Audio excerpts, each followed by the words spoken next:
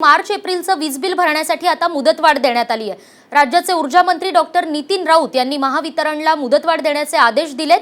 तर मार्च महिन्याचं वीज बिल हे 15 मे पर्यंत तर एप्रिल महिन्याचं वीज बिल हे आता 31 मे पर्यंत भरता येणार आहे। घरगुती वापरासोबतच अत्यावश्यक सेवेत असणाऱ्या उद्योगांना सुद्धा याचा लाभ मिळणार आहे। आणखी एक दिलासादायक बातमी, कोरोनाचा संसर्ग नसलेल्या भागात 20 एप्रिल पासून बाजारपेठा सुरू करण्याबाबत गुरुवारी गृह मंत्रालयाने स्पष्टीकरण दिलंय। त्यानुसार सोमवारपासून Amazon, फ्लिपकार्ट, स्नॅपडील यासारख्या ई-कॉमर्स कंपन्या तसंच mobile, fridge, TV, laptop, AC, cooler यासारख्या इलेक्ट्रॉनिक वस्तू तसंच तयार कपडे आणि शाळकरी मुलांसाठी आता स्टेशनरी विकता येणार आहे। स्थानिक बाजारपेठांमध्ये मात्र या वस्तूंची दुकानं उघडणार नाहीत। केंद्रीय गृह सचिव अजय भल्ला यांनी बुधवारी 3 मे पर्यंत लॉकडाऊन वाढवण्यातल्या कालावधीबाबत सुधारित निर्देश जाहीर केल्याच्या दुसऱ्या दिवशी हा निर्णय झाला आणि या निर्देशांमध्ये आता ई-कॉमर्स कंपन्या आणि कुरिअर कंपन्यांना 20 एप्रिल पासून काम सुरू करण्याची परवानगी देण्यात आली। तर ताज्या खुलाशात असं म्हटलं गेलंय की ई-कॉमर्स कंपन्यांची वाहनं ही संबंधित प्राधिकरणाच्या परवानगीनंतरच ये-जा करू शकतील। तसंच ही सूट केवळ कोरोनाचे हॉटस्पॉट नसलेल्या भागातच देण्यात येईल।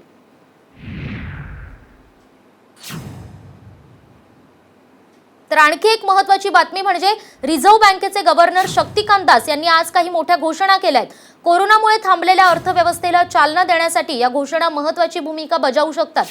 आरबीआय कडून नाबार्ड, सिडबी तसंच एनएचबीला 50,000 कोटींचं पॅकेज जाहीर करण्यात आलंय आणि त्यात नाबार्डला 25,000 कोटी रुपये मिळणार आहेत, तर सिडबीला 15,000 कोटी आणि एनएचबीला 10,000 कोटी रुपयांचं अर्थसहाय्य करण्यात येणार आहे। या संस्थांबरोबर झालेल्या चर्चेच्या आधारावर ही आर्थिक मदत जाहीर करण्यात आल्याची माहिती आरबीआयचे गव्हर्नर शक्तिकांत दास यांनी दिली। त्याचबरोबर रिव्हर्स रेपो रेट आता 25 बेसिक पॉइंट्सनी कमी करण्यात आलाय, त्यामुळे रिव्हर्स रेपो रेट आता 3.75% इतकं असेल आणि त्यामुळे कर्ज स्वस्त होण्याची सुद्धा शक्यता आहे।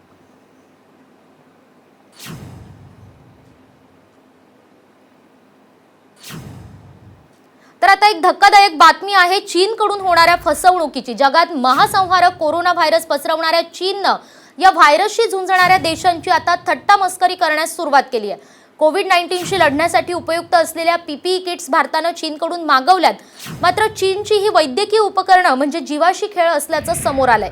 चीनमधून आयात केलेल्या वैद्यकीय उपकरणांपैकी बरीच महत्त्वाची साधनं भारताच्या सुरक्षा तपासणीमध्ये अयशस्वी झाली आहेत।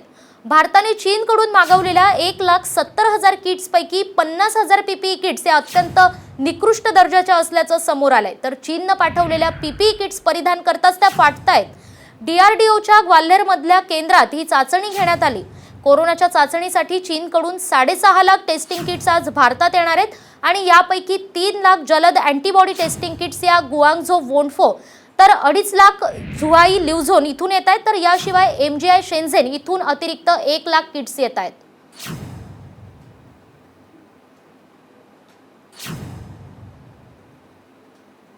तर कोरोनामुळे चीनमध्ये नेमक्या किती जणांचा मृत्यू झाला याची खरी आकडेवारी चीनकडून लपवण्यात येते असा आरोप चीनवर नेहमीच होत आलाय आणि त्यातच अमेरिकेचे राष्ट्राध्यक्ष डोनाल्ड ट्रम्प यांनी चीनचे कान टोचल्यावर आता चीननं वुहानमधल्या मृतांच्या आकड्यात मोठी वाढ दाखवली आहे।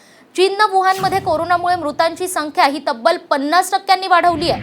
तर कोरोनाची सुरुवात ज्या ठिकाणी झाली त्या वुहानमध्ये 3,869 लोकांचा मृत्यू झाल्याचं चीनच्या सरकारी वृत्तपत्रात छापून आलंय। हा आकडा याआधी चीननं 1,290 इतका दाखवला होता आणि त्याचबरोबर आता कोरोनामुळे मृतांची टक्केवारी ही 5.8 वरून 7.7% असल्याचंही चीननं मान्य केलंय। त्यामुळे चीनचा खोटारडेपणा हा पुन्हा एकदा जगासमोर आलाय।